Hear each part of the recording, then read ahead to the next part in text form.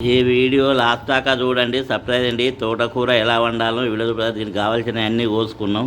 తోటకూర ముందుగానే తెచ్చుకొని చిన్నగా 3-4 సార్లు కడగాలి.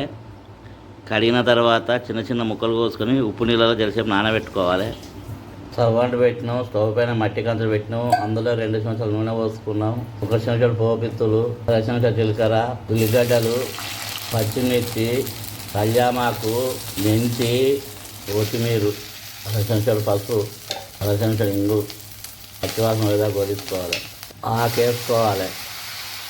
ఈ తోటకూరను ఇలా మట్టి కంచుల్లో వండుకుంటే ఆరోగ్యానికి ఆరోగ్యం, రుచికి రుచి ఉంటుంది.